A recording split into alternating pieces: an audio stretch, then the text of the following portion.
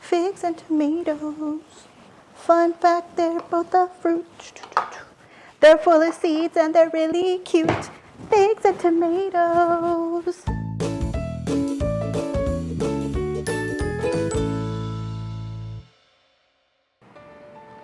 Hello everyone and welcome to our June Harvest of the Month. My name is Stephanie, the Culinary Coordinator.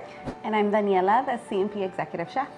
And today we've got two awesome harvests for you. We're going to be talking about cherry tomatoes and figs. I want to give a huge shout out to Farmer Murieni and Eva out at IDEA Eastside in San Antonio, Texas.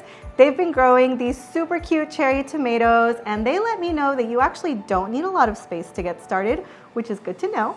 And I also want to give a shout out to Farmer Taylor out at IDEA Quest in Edinburgh, Texas. She's been growing these figs that students get to enjoy every day. They just go up there and pluck a fig from the tree. That's so cool. All right, Daniela, It's the summer. I've been invited to a few summer parties. So popular. So popular. So what am I bringing to these parties? Please help me out. Well, I want to make sure you keep getting invited. Yes. So what we're going to have you do today is going to make a fig and cherry tomato flatbread. Ooh, I like that. Okay, let's get started on the flatbread. Let me talk about the ingredients really quick. So we've got a flatbread. It's a pre-made flatbread, bought it from the store. We've got some olive oil, some salt. We've got goat cheese, cherry tomatoes, figs that we've already sliced up, and some fresh arugula. Okay.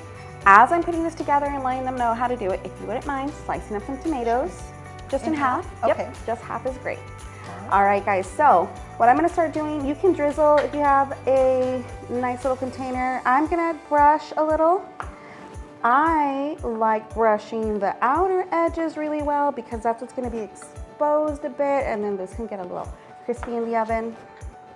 Then I'm gonna sprinkle some salt on it and get going with my goat cheese. Goat cheese. Oh yeah. Oh, goat cheese. I know I'm trying to put goat cheese in it. So I introduced Stephanie to goat cheese earlier this year. What do you think about it, Steph? Tell us. You know, I honestly was really scared about trying goat cheese at first, but it's not bad. And I think it's gonna go really well with all the ingredients we have here. You won't even taste it. You'll taste it. It does taste. Goat cheese is different. It's new, especially if you haven't had it before. So if you're not feeling super duper adventurous, no big deal.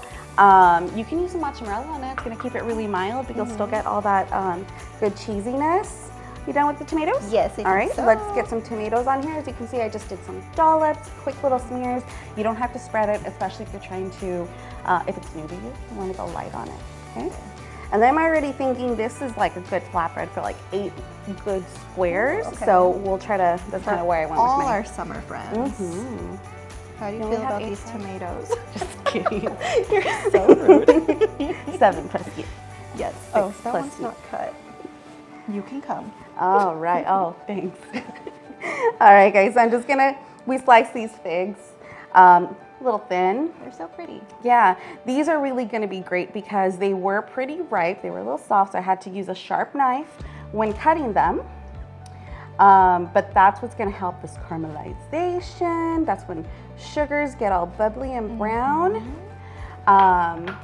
And then after this, we're just gonna go ahead and throw them in the oven, 8 to 10 minutes, get it warm, get it soft. Maybe we'll get a little crunch on the sides, and then we'll top it with our arugula when we come back. Cool, that's easy.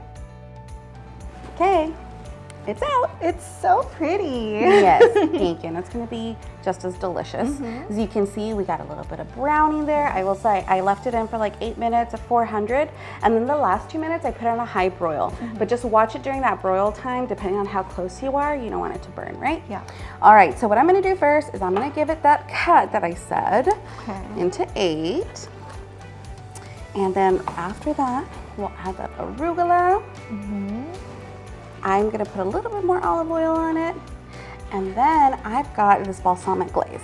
Now, so fancy. I wanna call out, I know these might not be flavors and ingredients you see all the time, but all of these things, we've got them at the grocery store, as long as figs are in season. And it's really easy to put together, as you see. But again, don't be afraid to try